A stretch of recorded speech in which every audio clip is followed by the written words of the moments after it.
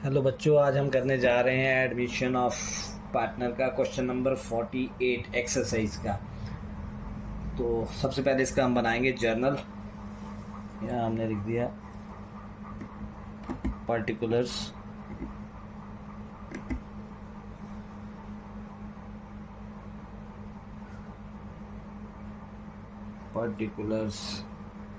Debit credit. यहाँ हमने एक कॉलम बना दिया डेट का। ठीक है जी। अब पहली एंट्री है जेड का लोन, उन्होंने बोला should be treated as his capital. तो मैंने पहली एंट्री की Jades loan account debit, Jades loan account debit to Jades capital account, Jades loan account debit to Jades capital account. कितने का लोन था उसका? बैलेंस शीट में देखिए आपको जेड का लोन दिख रहा है 30,000 का। उसके लोन को हमने ट्रीट किया एज हिज कैपिटल, तो यहाँ मैंने डाल दिया 30,000। नरेशन में लिखेंगे being Jades loan account, being Jet's loan account transferred to Z's capital account. ठीक है जी। दूसरी एंट्री, अब जो जेड के हिस्से की जो गुडविल थी उसको हम डिस्ट्रीब्यूट करेंगे ओल्ड पार्टनर्स को। जेड के हिस्से की जो गुडविल थी, गुडविल ऑफ द फर्म है 27,000। ठीक है, गुडविल ऑफ द फर्म है हमारे पास 27,000। तो 27,000 में से हमारा जेड का हिस्सा है 2/9, 2/9। दैट मीन्स ये बन गया हमारे पास 2/9, 9 3 27, 6,000। उसके हिस्से की गुडविल बनी 6,000 की। तो एंट्री होगी Jades capital account debit, Jades capital account debit to X capital to Y's capital. ठीक है, उसके हिस्से की गुडविल बनी 6,000 की।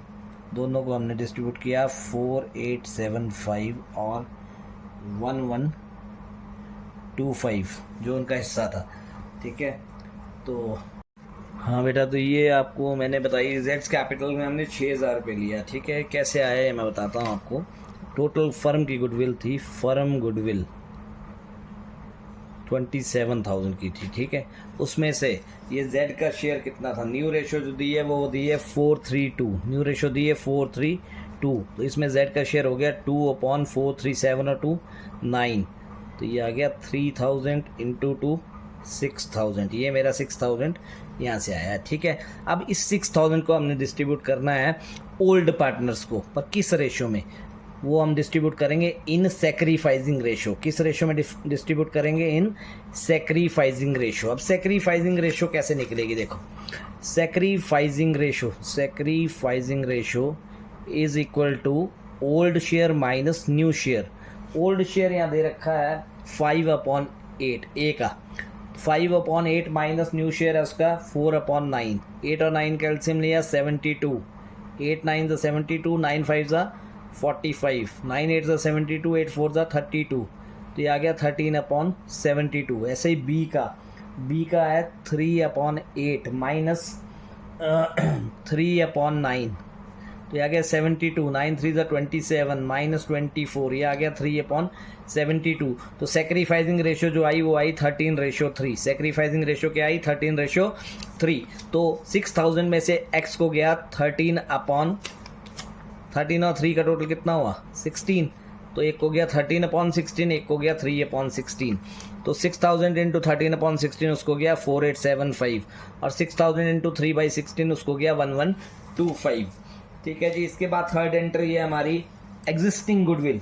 एक बैलेंस शीट में गुडविल जो है ऑलरेडी एग्जिस्ट कर रही है, आपको दिख रही है 10,000 की। तो जब भी एग्जिस्टिंग गुडविल होती है उसको हम डिस्ट्रीब्यूट करते हैं ओल्ड पार्टनर्स को इन देयर ओल्ड रेशो। तो एंट्री आएगी X capital account debit, Y's capital account debit to goodwill अब कितना अमाउंट है, गुडविल है 10,000 की, ठीक है 10,000 की है, ये जाएगी ओल्ड रेशो में, ये जाएगी ओल्ड रेशो में, मतलब एक को जाएगा 10,000 इंटू 5/8 और दूसरे को जाएगा 10,000 इंटू 3/8, 10,000 इंटू 5/8 एंड 10,000 इंटू 3/8, तो ये आएगा हमारे पास 6250 और 3750। इसका ये जो मैंने वर्किंग नोट किए हैं, इसका मैं एक लास्ट में आपको पेज लगा दूंगा जिसमें ये कैलकुलेशंस की गई हैं, ठीक है। ये आगे यहाँ लिखेंगे being existing goodwill return of, ठीक है। इसके बाद एंट्री आएगी रिवैल्यूएशन की। आप देख रहे हैं कि हमारे यहाँ स्टॉक रिड्यूस हो रहा है, स्टॉक रिड्यूस हो रहा है, प्रोविज़न जो है वो क्रिएट हो रहा है, मतलब हमारी लाइबिलिटी इंक्रीज़ हो रही है, ठीक है। तो जब भी स्टॉक जो है वो डिक्रीज़ होता है तो वो आता है हमारे रिवैल्यूएशन के डेबिट साइड में। तो मैं एंट्री लिखूँगा revaluation account debit, revaluation account debit to stock reduce हो रहा है और प्रोविजंस इंक्रीज़ हो रहे हैं, मतलब मेरी लाइबिलिटी इंक्रीज़ हो रही है। To provision for bad debts, to provision for bad debts, to discount on debtors, ठीक है जी। अब अमाउंट कैसे कैसे आया, स्टॉक था 56,000 का, 10% रिड्यूस हुआ तो 10% 56,000 में 10% होता है 5600।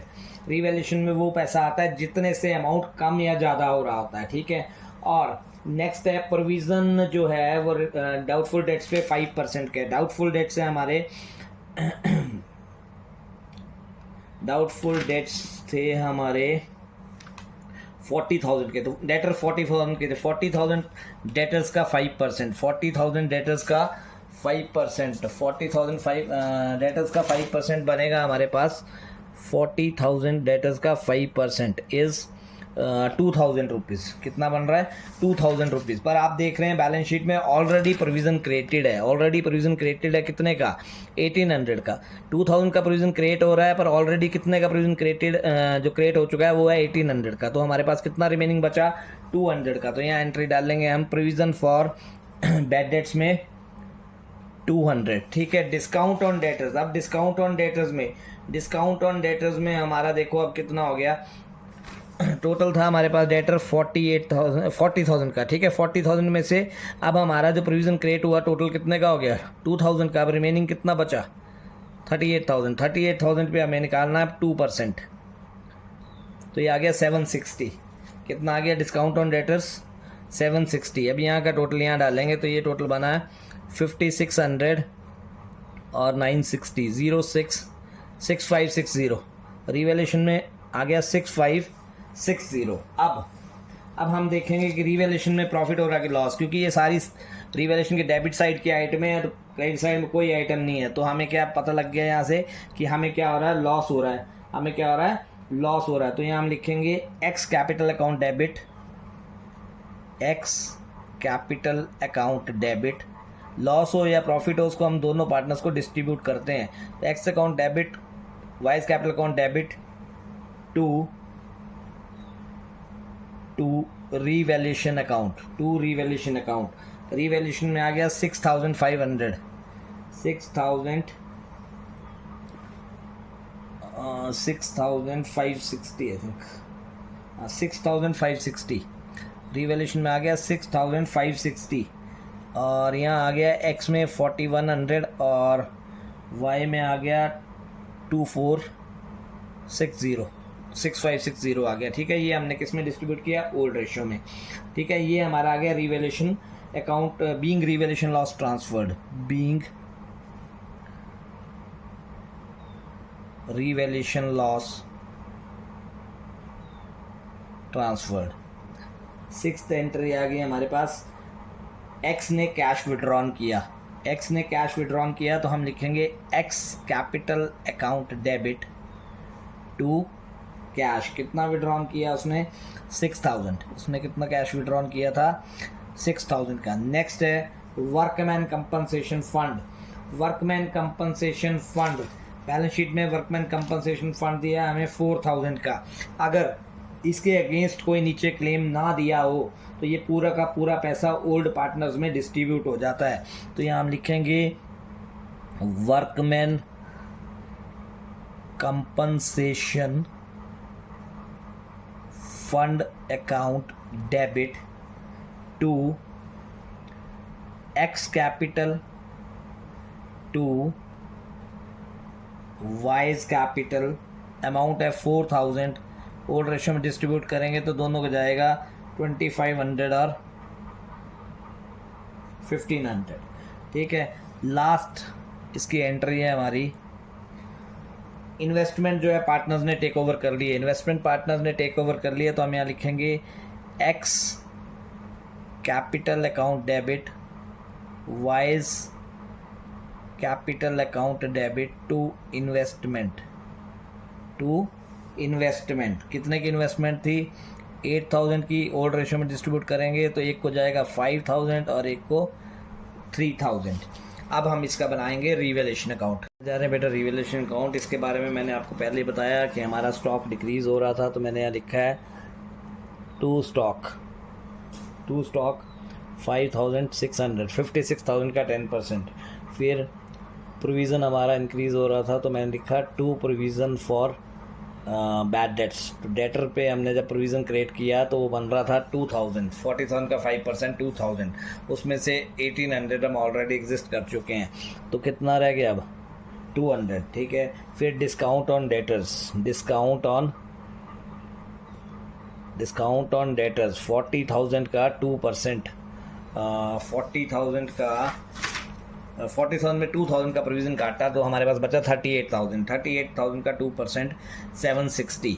इस तरफ कुछ भी नहीं है तो यहाँ आ जाएगा, यहाँ आ गया हमारे पास 760। ये टोटल आ गया 6560। कितना टोटल आ गया? 6560। वहाँ कोई आइटम नहीं है तो यहाँ लिखेंगे बाई पार्टनर्स कैपिटल अकाउंट। ये लॉस ट्रांसफ़र कर रहा हूँ मैं। क्या ट्रांसफ़र कर रहा हूँ? लॉस ट्रांसफ़र कर रहा हूँ एक्स वाई। एक्स को गया ओल्ड रेशो में 4100 और उसको गया 2460। यहाँ अमाउंट आ गया 6560। यहाँ क्लोज़ किया हमने 6560। ठीक है, अब इसके बाद हम बना रहे हैं पार्टनर्स कैपिटल। पार्टनर कैपिटल में सबसे पहले हम लाते हैं बैलेंस शीट से बैलेंस। ठीक है, बैलेंस शीट में जो कैपिटल्स दी हुई हैं उनका मैंने बैलेंस यहाँ ब्रॉट डाउन कर दिया। एक्स का है 50,000, वाई का है 40,000, जेड का कुछ नहीं है। ठीक है, उसके बाद जेड का लोन को हमने उसकी कैपिटल ट्रीट किया था बाय जेड्स लोन अकाउंट। कितनी कैपिटल ट्रीट की थी हमने? 30,000 की। कितने की? 30,000 की। फिर workman compensation fund Y, workman compensation fund, तो वो हमने एक्स और वाई में पैसा डाला 2500 और 1500। ठीक है जी। अब एक हमने जो थी गुडविल का शेयर एडजस्ट किया था। ठीक है, तो वो हमने एंट्री की थी Jades capital account debit to x to Y. तो यहाँ लिखेंगे हम by Jades capital, by Jades capital, by Jades capital. पैसा जाएगा एक्स और वाई में, पैसा जाएगा एक्स और वाई में। दूसरी तरफ हम लिखेंगे to X capital, to X capital. पैसा जाएगा जेड में 4875। फिर हम लिखेंगे टू वाई कैपिटल। पैसा किस में जाएगा? जेड में जाएगा 1125। फिर एग्जिस्टिंग गुडविल की एंट्री की थी हमने, X capital Y capital to goodwill. ठीक है, तो यहाँ लिखेंगे हम टू गुडविल। एक्स में कितना पैसा है? 6250। एक्स में 6250, वाई में आ गया 3750। फिर जो रिवैल्यूएशन अकाउंट से लॉस हुआ, प्रॉफिट होता तो दूसरी तरफ जाता, लॉस हुआ तो इस तरफ आया। टू रिवैल्यूएशन 4100 और 2460। फिर इन्वेस्टमेंट टेक ओवर की दोनों पार्टनर्स ने, तो यहाँ लिखा मैंने टू इन्वेस्टमेंट 5,000 और 3,000, 5,000 और 3,000, ठीक है जी। फिर इस साइड का टोटल करेंगे हम, इस साइड का टोटल किया तो ये टोटल आ रहा है हमारे पास 5,7,375।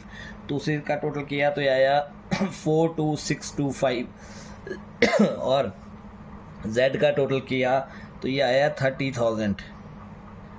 Z का टोटल किया तो ये आया 30,000, ठीक है जी। अब यहाँ से ये X का जो टोटल किया इससे ये 3 आइटम्स माइनस करेंगे तो यहाँ लिखेंगे हम टू बैलेंस कैरी डाउन 5,7,375 से हमने ये 3 आइटमें माइनस की तो हमारे पास बैलेंस आया 3,6,025। ऐसे ही 4,2,625 में से मैंने ये 3 आइटमें माइनस की तो मेरे पास बैलेंस आया 3,3,415। ऐसे ही तीसरा 30,000 से मैंने ये 2 आइटमें माइनस की तो मेरे पास बैलेंस आया 24,000। मेरे पास कितना बैलेंस आया 24,000 और नीचे के बैलेंस सबके बराबर आए 5,7,375 क्लोज करो, 4,2,625 क्लोज करो और यहाँ आ गया 30,000, इसको भी यहाँ क्लोज करो। ये हमारी यहाँ तक पार्टनर कैपिटल अकाउंट बन चुका है। अब हम इसकी बनाएंगे बैलेंस शीट। अब बेटा ये हम बनाने जा रहे हैं इसकी बैलेंस शीट, ठीक है जी। सबसे पहले आप देखो अपने क्वेश्चन में प्रीवियस बैलेंस शीट में क्रेडिटर दे रखे हैं 28,000 के। क्रेडिटर को कोई चेंज नहीं आई तो हमने वो क्रेडिटर ऐसे लिख दिए, क्रेडिटर्स 28,000। क्रेडिटर्स को कोई भी चेंज नहीं आई, ठीक है। इसके बाद कैपिटल्स, जो नई कैपिटल्स अभी हमने निकाली वो लिखेंगे। कैपिटल आई एक्स की आई थी 3,6,025, वाई की आई थी 3,3,415, Z की आई थी 2,430, ठीक है। इसका टोटल आया यहाँ 9,3,440, ठीक है जी।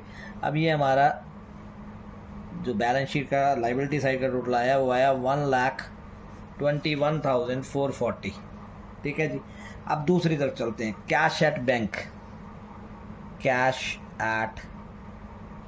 कैश कितना दे रखा है, कैश दे रखा था 7,800 का। कैश था 7,800 का, हमारा कैश था 7,800 का। उसमें से अगर आपको याद होगा तो 6,000 एक पार्टनर ने विड्रॉ कर लिया है। एक पार्टनर ने 7,800 में से 6,000 ले लिए हैं तो हमारे पास रिमेनिंग बचा 1,800। रिमेनिंग कितना बचा 1,800। फिर अब बात आई सन्ड्री डेटर्स की। सन्ड्री डेटर्स थे हमारे पास 40,000 के। सन्ड्री डेटर्स थे मेरे पास 40,000 से, तो उसमें से मैंने प्रोविज़न माइनस किया, लेस प्रोविज़न कितना नया क्रिएट हुआ था 2,000 का। कितने का क्रिएट हुआ था 2,000 का। फिर मेरे पास रिमेनिंग बचे थे 38,000, उसमें से मैंने लेस किया डिस्काउंट। कितना डिस्काउंट था 760। कितना डिस्काउंट था 760, ये आया 3,7,240।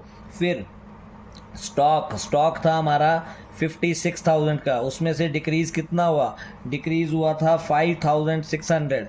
ये टोटल आया हमारे पास 50,400। फिर इन्वेस्टमेंट जो थी, इन्वेस्टमेंट थी हमारी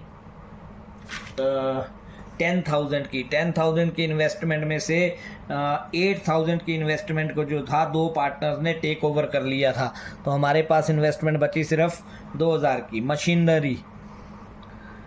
मशीनरी है हमारे पास 30,000 की मशीनरी है 30,000 की। ये बैलेंस आया 1,21,440 1,21,440।